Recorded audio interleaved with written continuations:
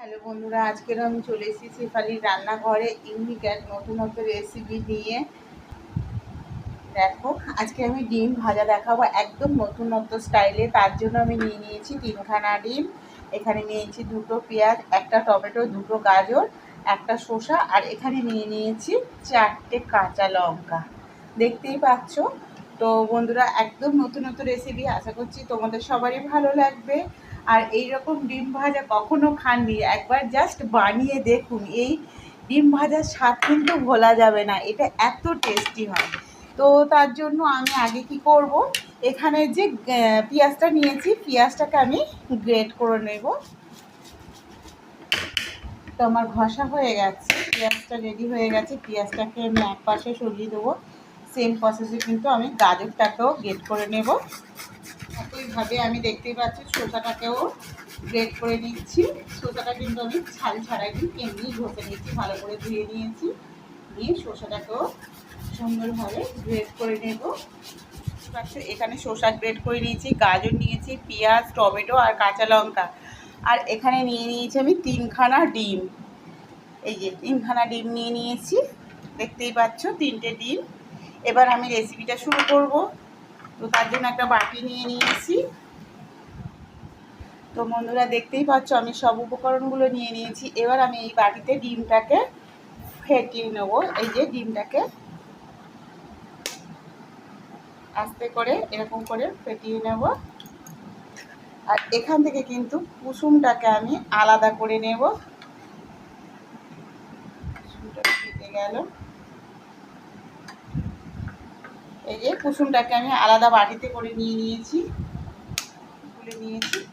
এবার ডিমটাকে একটু লবণ দিয়ে ভালো করে ফেটিয়ে নেব।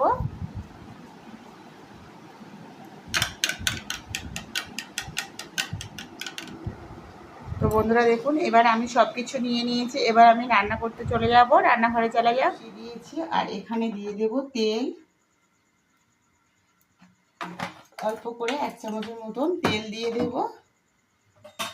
তেল দিয়ে ভালো করে নেড়ে নেব। আমি হাফটা ডিম এর ভেতরে দিয়ে দেব।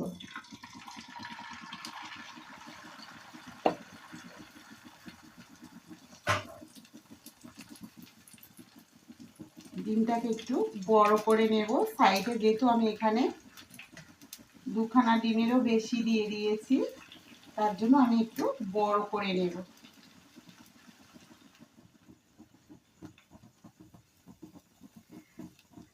এইভাবে কিন্তু আপনি অফিসেও টিফিন বানিয়ে দিতে পারেন, বা বাচ্চাদের স্কুল বক্স কিন্তু এইভাবে যদি টিফিন বক্স বানিয়ে দেন, টিফিন বক্স কিন্তু একদম পুরো ফাঁকা হয়ে আসবে। এখানে এবার দিয়ে দিয়েছি শসার উপরে দিয়ে দেব গাজর,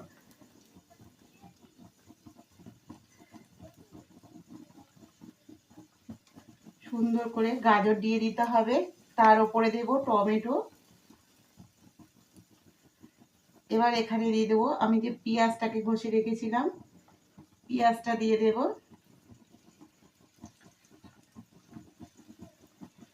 আর এখানে দিয়ে দেব কাঁচা লঙ্কা, একটু কাঁচা লঙ্কা দিয়ে দিলাম। আর শসাটা একটু দিয়ে দেবো, যেহেতু শসাটা খাওয়াও খুব উপকার, একটা হেলদি খাবারের মধ্যে পড়ে। আর এটা কিন্তু অনেকক্ষণ পেটে থাকবে এই টিফিনটা, আর খেতেও কিন্তু সুন্দর লাগবে। এবার আমি এখানে মশলাটা অ্যাড করব। এখানে দিয়ে দেব 1 চিমটির মতন জিরে গুঁড়ো, ধনে গুঁড়ো, আর দিয়ে দেব লবণ। আর এখানে দিয়ে দেবো চাট মশলা। ব্যাস, আমার কমপ্লিট হয়ে গেছে। এবার আমি ফোল্ড করে মুড়ে দেব।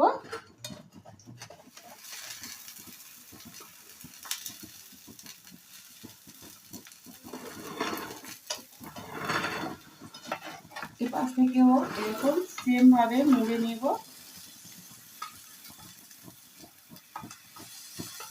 এটাকে আমি নামিয়ে নেব, যেহেতু আমার এটা হয়ে গেছে। একটা প্লেটে আমি নামিয়ে নিলাম। এই যে দেখুন, আমি ডিমটা কিন্তু কেটে সুন্দর করে পিস পিস করে দিয়েছি। আর এখানে আমি এই যে স্যালাড করে রেখেছি, স্যালাডগুলো পাশে সাজিয়ে দেব। এই যে পেঁয়াজ, তো দেখুন বন্ধুরা কতটা সুন্দর হয়েছে। আর পাশে দিয়ে দেবো একটা করে গাজর।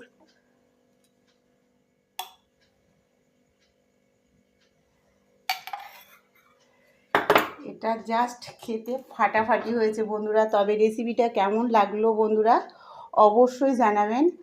আর রেসিপিটা ভালো লাগলে শেফালি রান্নাঘর চ্যানেলটিকে অবশ্যই সাবস্ক্রাইব করে নেবেন। আর বন্ধুদের মধ্যে রেসিপিটা শেয়ার করবেন।